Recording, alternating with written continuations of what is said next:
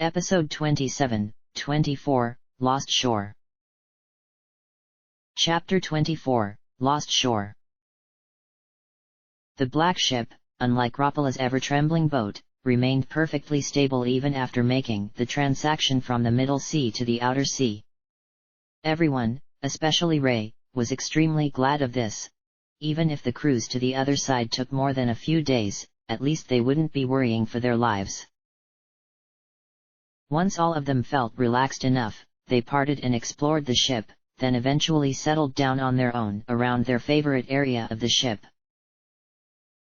It wasn't long before Nina started looking around for Ryu, however. As she explored the interior of the ship, she found Gar in a secluded hallway. He was sitting cross-legged on the floor, his eyes closed, his hands on his knees. Geist's halberd, now his sole weapon, leaned against the wall beside him, close enough to be wielded in case of danger. "Oh, hey, Gar," she called, as she approached him in a secluded hallway. "What are you doing here?" Upon hearing the princess, at first he remained silent, but after a few long seconds passed, he looked up and answered. "I am meditating." "Meditating?" she echoed, kneeling beside him. "To focus your mind?" He nodded. "We are needed to focus our minds on the sole reason of our existence, to serve our goddess. We can stray not from our path, and we must remain ever vigilant in our task. Meditation assists with that." "But..." His voice trailed off, then he regained his composure. "I now meditate to sharpen my mind for battle." "I see." He stood up slowly, towering over Nina, and gazed at her.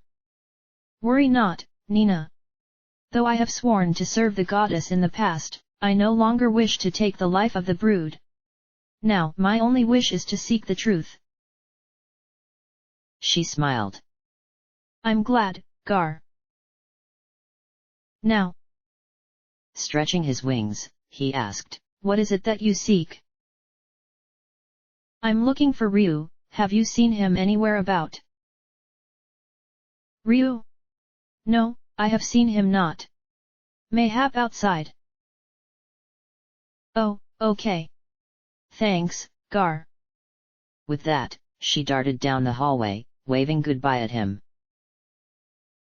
Gar shook his head, chuckling slightly. With some hope, perhaps Ryu will finally realize her feelings soon. And, as he headed out to the upper deck, into the sunlight, he caught sight of Pico, desperately running away from Honey, who seemed to be having fun chasing him.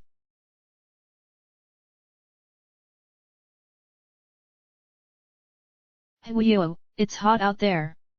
Ray cried, sweating furiously as he barged into the bedroom and threw himself on the bed. "Man, doesn't that just beat all?" Momo, who was sitting on another bed, looked up from the book. "Oh, hi, Ray. Want some tea?" He blinked. "Huh? Oh, sure." As he brought a glass, the engineer poured him some tea from the teapot. "Thanks." He took a sip. The tea was nice. It was only some time later that he realized with a start and stood up quickly. "What the heck? Where did you get the tea from?" "I brought it along." Momo pulled out a packet of tea leaves from her bag that contained numerous books. "See?" "Oh, right." He sat on the bed once more, cross-legged, and drank his tea in one big gulp. As he held out his cup for another round, he asked, "So? You like tea?" "Yeah," she answered cheerfully. "It helps me think when I'm focused on a project, and it tastes great." Okay. I'm not too fond of it, but yeah." His gaze focused on her. "You seem kinda cheerful today." She shrugged. "You haven't thrown a bad remark at me all day today, so I should be asking you what's wrong." I haven't. The half-tiger thought hard. Oh, you're right. I wonder why. And once again, they lapsed into another awkward silence. It was clear to them that the other was acting differently towards each other, as they had not even started arguing yet. The red-haired woman set down her book, unable to read further. So? Are you going to tell me why you came along with us on this journey? He half shrugged. Well, this is a fine time to ask, now that we can't go back. And no, I mean. To her surprise, he chuckled. Ha, you're so easy to tease, it's hard to believe you're a genius. Hey! She immediately shouted. Take that back. Instead of retaliating, he chuckled a little once more. Then, he started in a soft voice. Well, you've no doubt heard about what happened to me from Ryu, or Nina. He shook his head sadly. It was a long 10 years. Her eyes softened in concern. Ray. I'm over it now, though. All's left is this. Want to know the truth? Holding up his left hand before his face, he clenched it tightly, the muscles in his arms showing beneath the thin layer of stripped golden fur. Even if my power and the brood's aren't quite the same level, they're like one and the same, yeah? So, if we go meet the goddess or whoever. Determination burned in his eyes. I can find out why such destructive power exists. Such a great power in this world. She shook her head. It's quite hard to come in terms with it. He chuckled again. Yeah, Ryu could have flattened us with his dragon tail if he wanted to. But enough about that, now it's your turn. He glanced sideways at her. Why did you come along? Just to learn about machines. She blushed.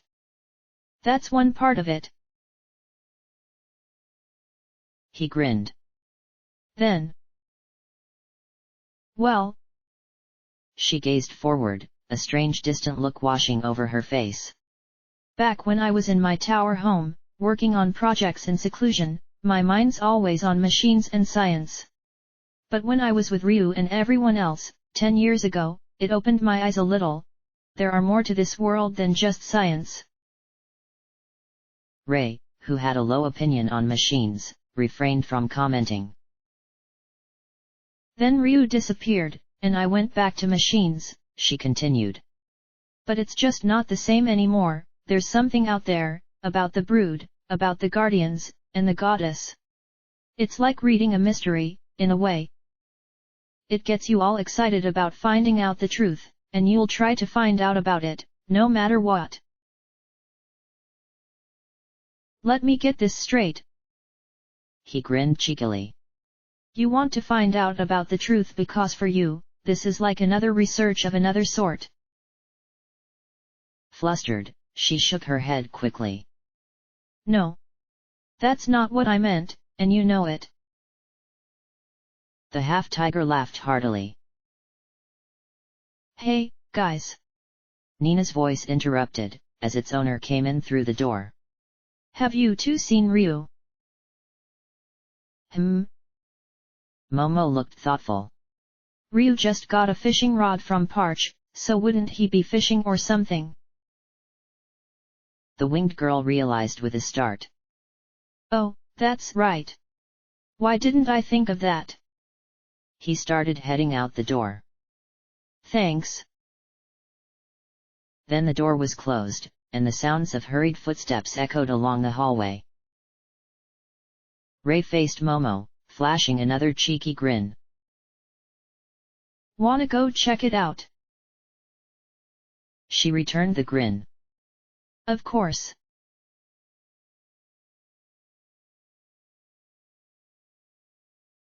True enough, there Ryu was, sitting on a shaded metal platform near the edge of the deck, his eyes focused on the gleaming surface of the sea, one hand around the handle of the fishing rod. He seemed to be lost in thoughts, because even as the princess approached with audible footsteps, he did not look up. "Is any for your thought?" she asked, settling down beside him. Ryu jumped a little, apparently started to find her beside him. What? Oh, it's you, Nina." He took a deep breath to calm himself, then embarrassment showed on his face. "You gave me a fright." She giggled. "I can't believe you didn't even hear me coming." She focused on him, her eyes lingering on his face. "So, what were you thinking about?" "Just sorting out my memories." He gazed fondly at her. "It's getting better now, thanks to you." She felt surprised. "Me? How come?" "Well, you see." He hesitated, turning his eyes back onto the sea. "I'm not sure if you remember this, but..." He took another deep breath. "You've always been here, beside me, even all those years ago when I fought Miria a few times." Her eyes widened. Really?" He nodded, still somewhat hesitantly. "You've always been around with me, even though you had different hairstyles and clothes then. At one time, you even had dark wings, back when I had to fight demons that the goddess created." He turned towards her, smiling slightly. "The memories were easy to sort, all I have to do is put them together based on your appearance." She returned the smile. "I'm glad I could help somehow, Ryu. I guess that explains why we became such good friends almost immediately." She trailed off when she caught his eyes on her, a look that sent a pleasant shiver along her spine. They stared into each other's blue eyes, aware of the electricity building between them, an expression of fondness washing over their faces. They drew closer, their eyes gleaming with a message that words could not convey. The timing was right. They knew it. As their arms wove around the other, around Ryu's waist and Nina's shoulder, their eyes closed in anticipation. Then, their lips met. It was pure bliss. And nostalgic. A love so strong that it survived through centuries of lives, against countless wars, countless hurdles. A love that transcended time. Even the goddess could not break them apart.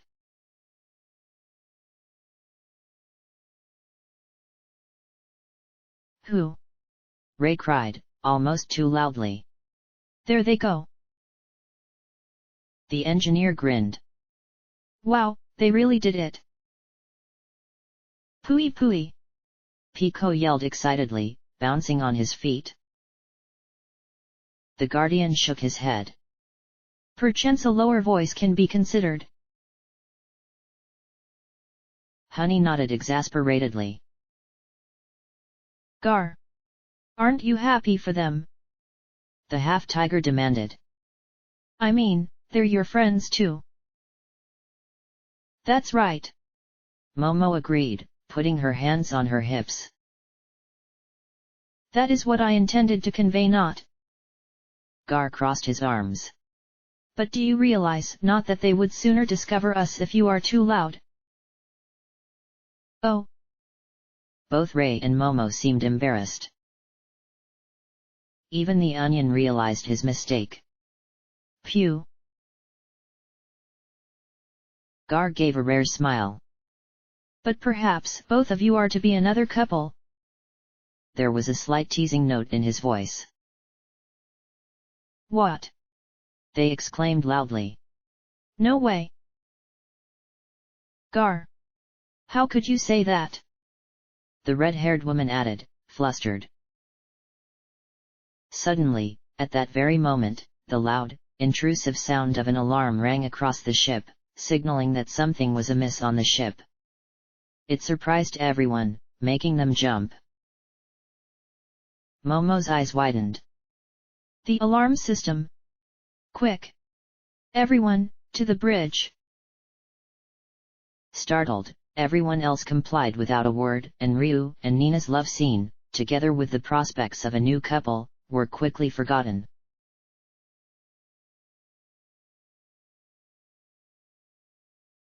At the bridge, all 6 of them gathered. The engineer immediately ran to the control panel and pressed several buttons continually, her fingers moving deftly across the panel. Hey! Ray started anxiously. We're not going to sink, are we? No. She denied immediately, without turning away from the panels. Pew pew! Pico cried, bouncing up and down. Relax, Pico. And look. She pointed at the screen, which showed a map of the ship, with an area on the front upper deck highlighted in a flashing crimson color. That's a map of the ship. Ryu shook his head. Does it mean there's something out there? She nodded. There's a problem on the upper deck, near the ship's bow. We should investigate, Gar stated. Okay. I'll stay here in case something's wrong with the controls. Momo gave them a thumbs up. Good luck. Can I not go? Ray muttered. I mean, it's all water around. If looks could kill, the cold stare that the Guardian gave him would have already killed him. So, meekly, he followed like a subdued cat, with Pico following obediently behind. Ryu and Nina glanced at each other and grinned at their half-tiger companion.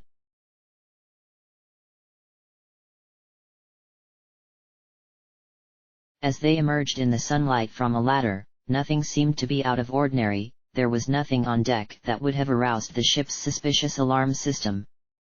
They walked carefully across the deck, heading towards the prow, where the ship's deck slanted downwards into the sea.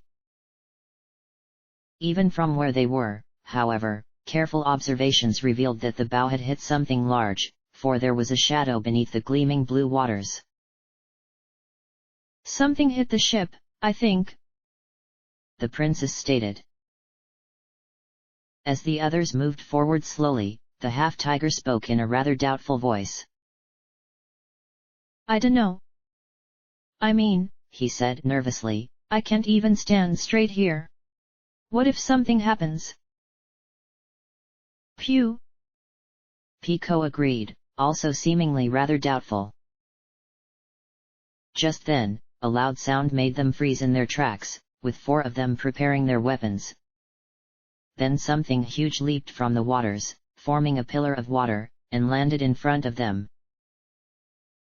It was the strangest monster they had ever seen, a green oval-shaped monster with a face that resembled an insect and numerous tentacles like an octopus. On its back was a shiny red plate, with purple stripes, similar to the back of a ladybug, and 6 purple wings in the shape of flower petals emerged from below the red plate on its back, flapping to keep it airborne. Along its side were holes that opened and closed as it hovered, perhaps they were breathing holes. Greya! It roared at them. Doesn't this just beat all? Ray immediately got into a battle stance. It's only the first day, and we're already going to be fish food. Pewee! The onion sounded mad, even excited, as he bounced. I doubt it's actually a fish. Ryu muttered. And, at that very moment, another one of those creatures leaped from the sea in another pillar of water and landed before them, looking just as ferocious as the first. These are ammonites. Gar appeared thoughtful. We should back up until we can get a solid footing. Ray sighed. Now you tell us. Nina nodded. We should move slowly, so that we don't aggravate these creatures while we're at a disadvantage. One step at a time, they moved back towards the center of the ship, with their eyes focused on the monsters and their hands gripping on their weapons. Anxious to get as far away from them, however, Ray and Pico began to pick up their pace in fear. Which was a bad idea. The Ammonites, roaring loudly at their escaping prey, started to pick up speed as well. Very soon, they were all racing back towards the ladder, with Ray leading the pack. "Cry!" one of the Ammonites yelled. "Arg!" the half-tiger shouted as he ran. "Get away, you freaks!" Then, sensing that they had caught up to their prey, the monsters leaped high into the air. Their tentacles extended, and aimed for them. Suddenly, the black ship's turret guns sprang to life, spinning around from their idle position to take a good aim at the Ammonites, and fired 1,000,000 prism-powered shots at them, as golden as the sun. The Ammonites roared in pain as they drew back sharply in mid-air, their tentacles shielding their faces, but the turret guns were relentless, constantly firing high-speed shots at them. Roaring once more, the monsters retreated quickly and dived back into the waters. "Phew, that was close!" Momo exclaimed, as she ran up to them. "Good thing this ship has its own defense system." Gar nodded. "I am thankful. Mayhap we need not worry about intruders in future." "Pooey!" the onion replied. Ray sighed gratefully. "That's great. We won't have to go through that again."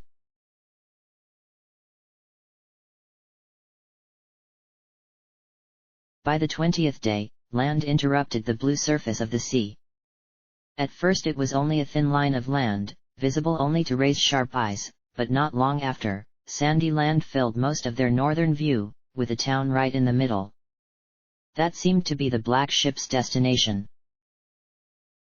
They cheered. The crossing of the ocean was over. "We finally made it!" Nino was the first to shout, beaming. But it doesn't look that much different from our side, does it?" The engineer sounded a little disappointed. Ray shrugged. "Who knows? Maybe there are monsters here the size of the black ship." Ryu shook his head. "I definitely hope we won't find one. We should remember we are now in a new world." The winged man crossed his arms. "Perhaps it would be prudent to keep on our toes." Everyone nodded in agreement. The 6 of them descended, stepping on the long and narrow stone platform that was the town's dock. From afar, this place looked as ordinary as a town like Rapala, but upon entering the town itself, they found it rather clean and orderly, with floors tiled with stone and stone buildings with a strange pentagonal shape and shutter doors arranged in parallel and perpendicular to each other. At key locations, there were conveyor belts transporting machine scraps, which brought an excited gleam to Momo's eyes, metal crates arranged in neat piles and metal girders that stood as decorative structures rather than supportive ones, which didn't quite fit Ryu's taste artistically. The population seemed to comprise mostly of mechanical robots that hovered and did the work. There were people walking around town, though not green with 4 eyes as Ryu had imagined, and they were dressed in strange-looking white jumpsuits, with different colored collar and belt as their variations. They didn't seem too surprised to see newcomers descending from the black ship, nor were they curious when the group inquired around about meeting the goddess. It was as though they were machines. It made the group uncomfortable. From a particular dark-haired man, who spoke in an accent they all had never heard before, they learned the name of this town. Combinate. The name didn't ring any bell in Ryu's mind, so it could be that this town was formed after his demise 400 years ago. After an hour of separated but fruitless inquiries, they gathered at the town's entrance. As the sun had already turned the sky into an orange-gold color, they decided to camp outside. but just as they were about to leave, they heard a soft buzzing sound near them. Vigwadavayo. Bite Buvo. What was that? Ryu asked no one in particular. It sounded like... Nina hesitated, uncertain. A voice. Honey, who was in Momo's pocket, abruptly decided to leap, land on the floor with a crash, and run towards a particular pile of crates. Honey! The engineer exclaimed, chasing after her. The other 5 pursued their red-haired companion, and they soon found her kneeling down next to a brown robot, examining it. It was almost humanoid in shape, with a glass sphere for a head attached directly to the body, and 2 arms that seemed strong enough for heavy work. It did not have legs, however, instead, it traveled on 2 wheels that were rather triangular in shape. Dibiavayo. It buzzed. What's this, Momo? The princess asked. It's a machine worker, Momo explained without turning. It's supposed to be able to communicate with us humans using speech, but I'm guessing this one's speech unit is busted. She stopped, turning to the others with a big grin on her face, like a child with a new toy. Isn't this great? I get to see how their machines look like. Aren't you forgetting something? Ray shook his head. We're supposed to, look for the goddess. Come on. It'll just take some time. It is a problem not. Gar gazed at the orange sky. We should prepare to camp, and discuss our next course of action. Let her repair the machine if she wishes to. Yahoo! Momo cheered, grinning. Come on, honey, let's look for spare parts. Without a second thought, she ran back into town, like an excited child in a race, followed closely by Honey and the brown robot. Pooey! Pico cried excitedly, bouncing after her. Ray rolled his eyes. Oh boy! Doesn't this just beat all? I'll meet you guys back at the camp in a bit. With that, he followed the engineer's footsteps. The golden-haired girl giggled. Ryu faced her, curious. What? You don't know? A sly smile formed on her face. One hint, 2 people are getting along pretty well with each other. Huh? Wait, what? The guardian chuckled as he turned and stepped out of town, into the wilderness. More confused now, he glanced at both his companions. Gar knows, too. I'm sure you'll be able to guess if you think hard enough, Ryu. With another giggle, she followed after Gar. Wait. How come I'm the only one who doesn't know anything? In a small gust of wind, Lawton's voice chuckled in his ear. I hate to say this, but I'll have to call you a noob. A noob? What? Silence. Realizing he wasn't going to get an answer, he sighed. Oh, come on. He ran to rejoin his companions in the wilderness. Tell me.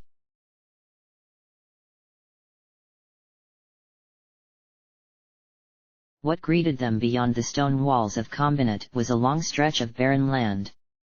Unlike the continent they were used to, there were barely any trees, and the ground was rocky. Not even grass grew here. Among the hilly, rocky terrain, there were rows of metal walls stretching out from Combinat, probably acting as borders. And an ominous wind blew across the ground. As darkness fell, Momo worked hard to repair the robot while her companions merely sat around the campfire in the silence. After the excitement earlier died down, all that was left in them were uncertainty and doubt. It was uncomfortable. Man, these people over on this side. Ray rubbed his head. They're like zombies or machines. No spunk in them at all. Nina nodded. Like machines. Doesn't this just beat all? Sighing, he rubbed the back of his head. Who knows what'll happen next, huh? Scared? The voice inside him sneered. Who, me? Ha! I'm here 'cause I want to be. I could have just stayed on the other side, you know? I was happy just being a highwayman, yeah? Yet there was doubt in his heart. Okay, so. Maybe I'm a little nervous. He sighed. I mean, who'd think we'd go off somewhere no one has gone before, looking for the goddess? Sheesh. And what's up with this brood stuff, anyway? X. Like Ray, Nina was conflicting with her own feelings. This is so unbelievable. The princess started, attempting to start a conversation. We're the first people from our side to be over here, aren't we? She gazed at the starry night sky. The extinct brood. The goddess of the Urkins. We're searching for an answer to a mystery that could change the world. Ryu and Gar did not reply.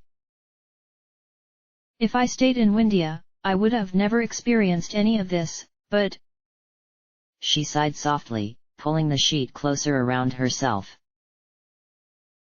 I bet everyone back home at the castle, especially my mother, they must all be worried about me. But being here is better than just being a princess, isn't it? The voice inside her argued. Despair filled her heart. Maybe. But I'm just being selfish. What's most important for you is what you want for yourself. No. I can't just think of myself, I have to think of others too. X. Even Gar did not escape from the doubt. He stared silently into the fire, occasionally feeding it a log. All the doubts, all the guilt he had felt back when he was searching for Ryu, came rushing back into his heart. The land where the goddess resides. The goddess who does not heed my requests? Have I chosen the right path? He then recalled what Ryu had said before. No one has the right to take the life of another. Even if she was the goddess, she had ordered us to kill the dragonkin, yet they fought back not. What right did we have to take the life of these innocent beings? You are in no position to say that, the voice inside him stated. Not when you have betrayed the one you have sworn your full loyalty to, the one who gave you the life and power you have today. His eyes dulled. Yes. I have betrayed her. Then his resolve strengthened. For the sake of what I believe is right. X. As the ominous wind blew, Ryu closed his eyes. Even though this was his duty, even though it was something he had resolved to do, he still felt fear rising from within him. He doubted his own abilities. Can I defeat her? Of course you can, Loudon's voice whispered into his ear. After all, you're the embodiment of my power. Your power can always match her mortal power. I lost to her 400 years ago? But why? Why can't I remember how? All I can tell you is, it's not important. If you believe in your power, you'll succeed. I hope so. But if you want to be stubborn, well, Loudon chuckled unexpectedly. I'll just have to throw Nina into the fray and you'll do your best, right? Hey, that's a low blow.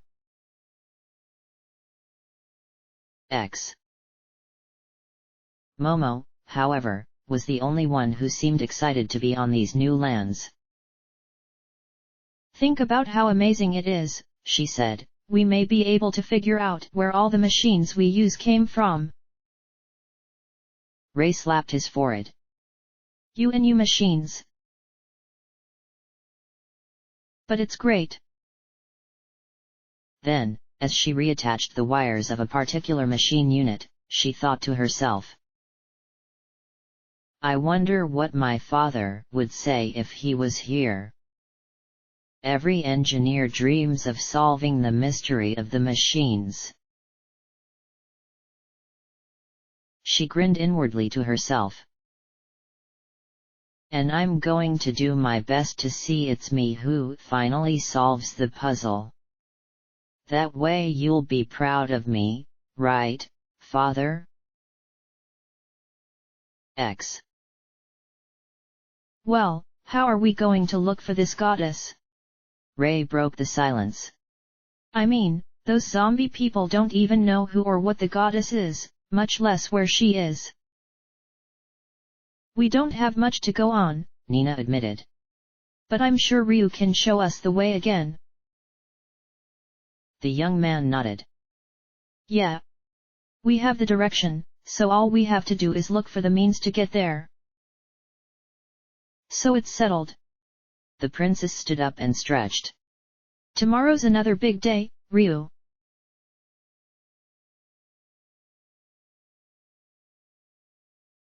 Hey, guys. Momo's voice was loud in the morning, and she was there to shake everyone awake in the tent. Still groggy from sleep, Ryu blinked as she woke him up. What? Rubbing her eyes, the princess yawned. What's wrong, Momo? Come outside with me. She half shouted in excitement. I've something to show you guys. Grumbling, Ray just rolled the other way. Get off. Let me sleep. When she stomped over to the half-tiger and gave him a big kick that sent him yowling, the others hastily got up to avoid the same consequences. What they saw outside surprised them. Honey and the brown robot that Momo was fixing were gazing at a large piece of paper. What surprised the others was, the drawing was actually a small map, very crudely but clearly drawn. A map. There was a hint of interest in Gar's voice. Yes, it's a map. Momo grinned, holding up the paper for everyone to see. I fixed Vivi here, and he worked together with Honey last night to make this map. Wow! Nina exclaimed, and all of them glanced at both the robot and Honey. Greetings, a metallic voice came from the brown robot. My serial number is 993425671233342SR. Miss Momo has given me the name Vivi. Isn't it a great name or what? The engineer said proudly.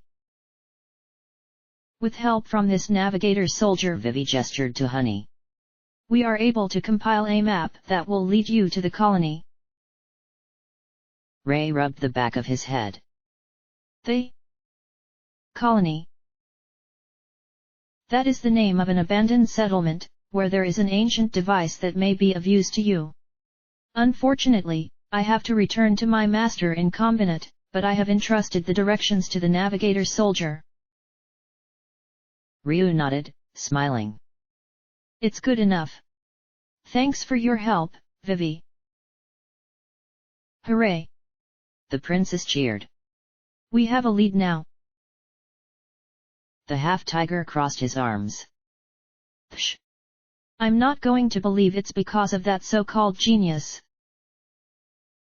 I heard that. Momo cried. Numbskull. Hey! Everyone else laughed, they were all certainly in high spirits again.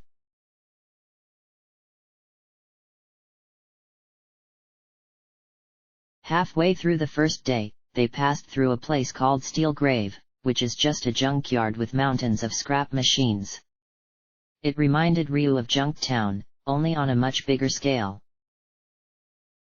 The journey to the colony itself lasted 2 days in total. They often walked in silence, their footsteps audible on the grey, barren ground, and Pico was the only green thing near them as far as they could see. But when they arrived at the colony, Ryu was surprised to find the old remains of a temple, a pyramid-like stone building. A great staircase loomed above them, leading to the room at the top of building. However, what caught his eye was the design on the wall that was rather familiar to him. Was this a place he had visited in the past? It seemed to be.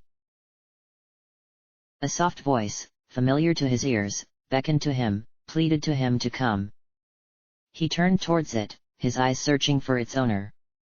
Several feet away, embedded in a wall, was a small chrism crystal, with a modest color reflected from the sun's ray. Ryu touched the crystal gently. Who are you? My lord, came a cracked, relieved female voice, belonging to an old woman. I am glad to have met you again before I fade away. Yes, the voice was familiar. But where had he met her? Ryu closed his eyes.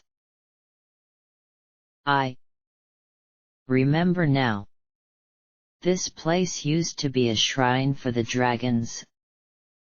And you used to be the head priestess here, aren't you? My lord, I am honored to be part of your memories. This was once a place of activity, full of devotees and followers. She heaved a sad sigh. All that changed after your departure, my lord, and I remained the only one left here, to protect this holy place. I see. But over time, I grew old and frail, and this place grew forsaken, infested with monsters. Then her voice trembled. Will you forgive me, my lord? Will you and Lord Loudon forgive me? He smiled. Of course. Come with us, you won't have to protect this place on your own anymore. Oh, my lord. Her voice was filled with joy. Gladness. Thank you. Thank you. From the chrism crystal came a great burst of light that engulfed Ryu, and feelings of gladness and relief washed over him, belonging to the spirit.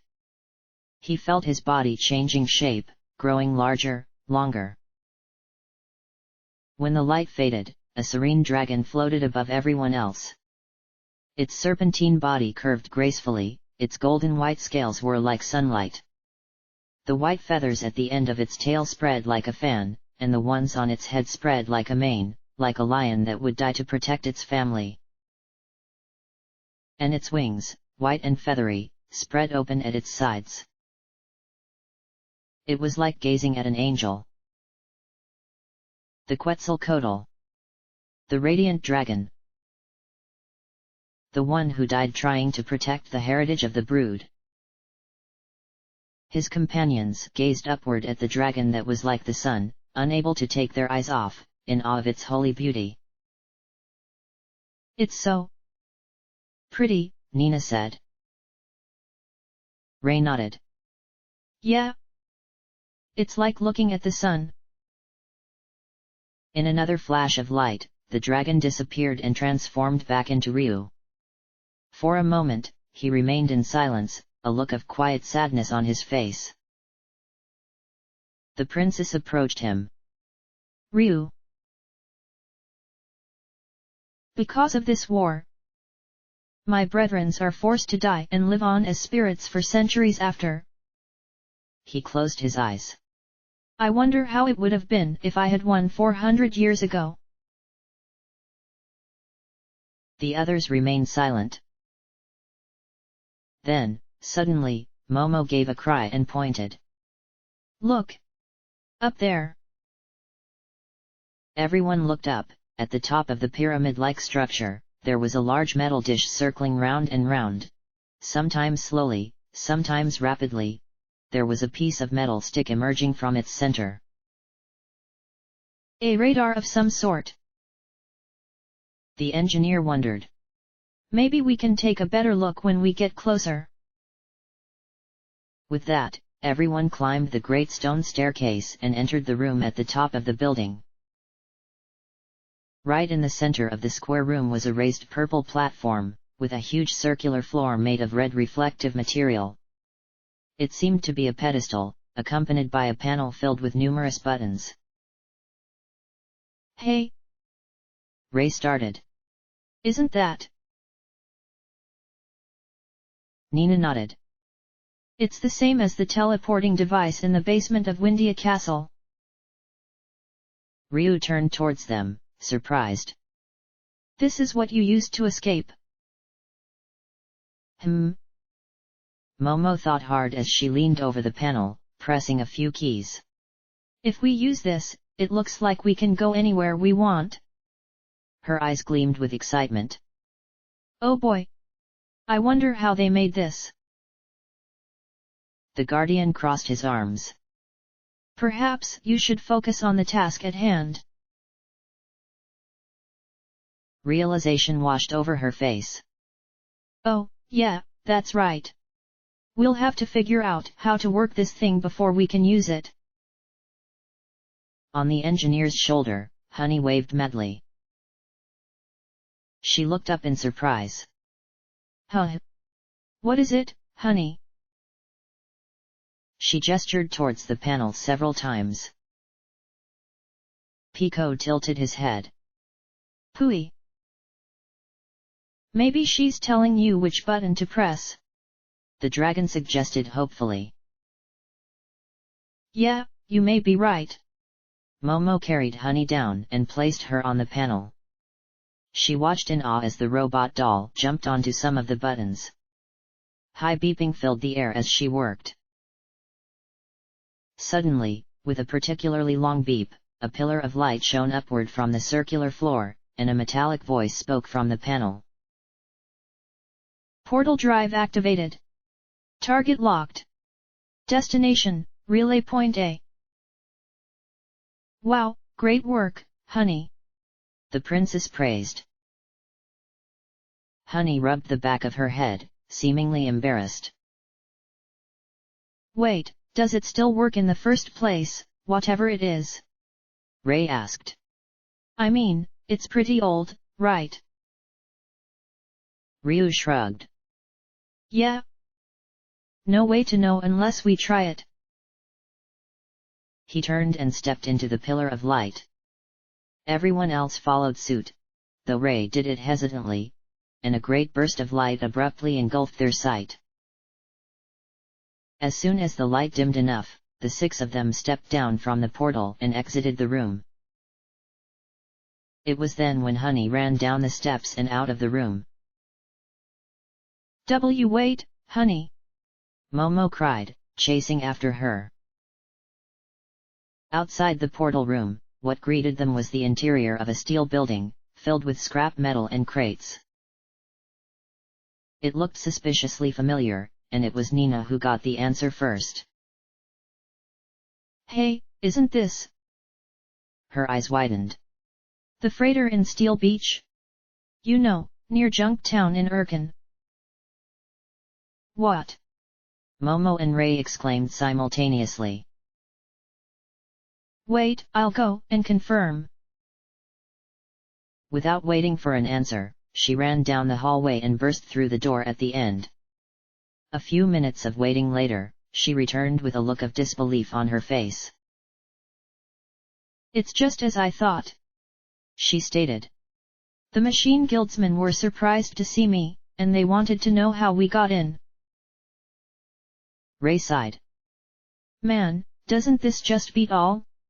After all that trouble to get across the outer sea, we just end up right back where we started. We'll never find the goddess at this rate. It's really amazing, Nina said excitedly. With that portal machine, we traveled all the back here in the blink of an eye. Maybe the world's not as big as we think it is. The engineer gave a cry, hitting a fist into her other hand. That's it. She quickly turned to her companions. Portals are relics from ancient times. From the goddess time. Think about it, the world must be pretty small to the goddess. The half-tiger crossed his arms, looking doubtful. And then? The goddess, or rather, the people who made the machines, must have used these portals to travel around the world. The winged girl seemed thoughtful. In other words, you're saying that the goddess and the machines are connected somehow? She shrugged. I don't know for sure, but perhaps these machines are a gift, Gar suggested. From the goddess. Exactly. You took the words right out of my mouth. Momo grinned excitedly. So maybe by using the portals, we could travel right to wherever the goddess is, come on. A few more beeping later, the pillar of light disappeared from the portal for 5 seconds and appeared once more, indicating that it was ready to be used. Then, the familiar metallic voice filled the air. Portal drive activated, target locked. Destination, Dragnir. Ryu froze. Dragnir. It was a name that stirred old memories in his mind. End of chapter.